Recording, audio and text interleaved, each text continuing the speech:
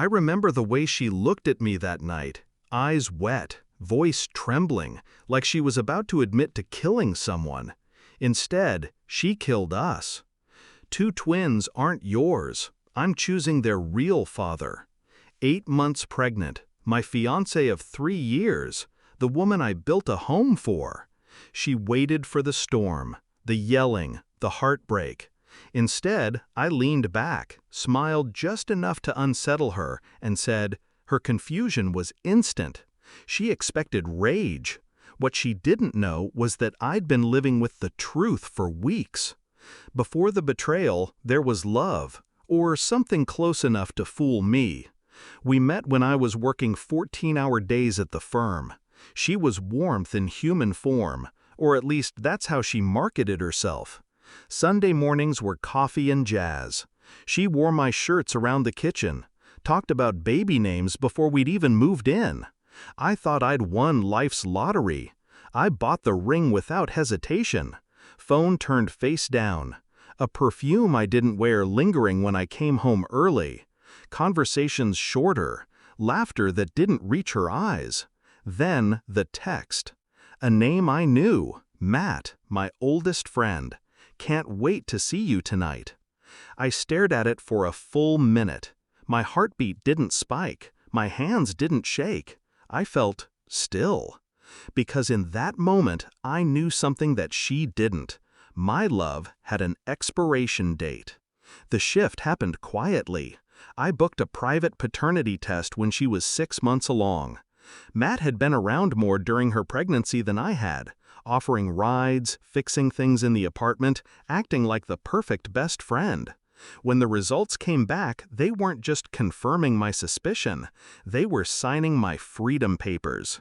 0% probability. Twice.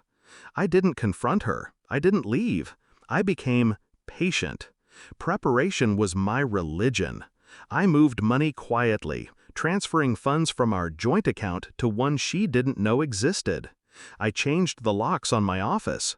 I sold investments she didn't know I had. I hired a lawyer, not the kind who sends warnings, but the kind who draws blood in the courtroom. He told me something beautiful. Since we weren't married yet, and since I had proof before birth, I had no legal or financial responsibility for the children. I smiled for the first time in weeks. I played the doting fiancé in public, attended appointments, bought her the nursery furniture she wanted, with a credit card in her name. I started documenting. Photos, messages, GPS logs of her car parked outside Matt's apartment. This wasn't going to be an emotional breakup. It was going to be an execution. The confession night was my stage. She sat on the couch, hands on her belly, pretending to look sad. I could almost hear her rehearsing. When she finally told me, I let silence stretch until she shifted in her seat. "Best decision ever," I said. Her brows knit together. "That's it? You're not angry?" I leaned forward, elbows on my knees. "Why would I be angry? You're giving me exactly what I want." She blinked. "What do you mean?" I pulled out the envelope from the drawer and tossed it on the table. The paternity test. She didn't even touch it. Her face told me she knew what it said. "I've known since 6 months. That's why the nursery's on your credit card. That's why the lease is now only in my name. And that's why, when you move out tomorrow, you'll have exactly nothing." Her mouth opened. No sound came out. The fallout was instant. She tried to rage, said I was heartless, said I couldn't throw out a pregnant woman. My lawyer's voice was calm over speakerphone. He can, and he will. Matt showed up that night. He looked worse than she did. I almost felt bad for him, until I remembered the text. "Guess you're moving in together sooner than planned," I said, holding the door open. She tried to grab my arm as they left. "You'll regret this." I leaned down, my voice barely above a whisper. "I don't regret a thing, but you will, every time you look at him instead of me." The weeks after felt like stepping into sunlight. I changed my number, blocked them both. Friends who had stayed quiet about their suspicions came forward with stories.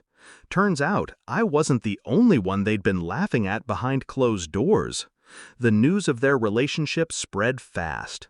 Everyone knew about the twins' real father before the first baby shower invite went out. Matt's family didn't approve. Her parents blamed him.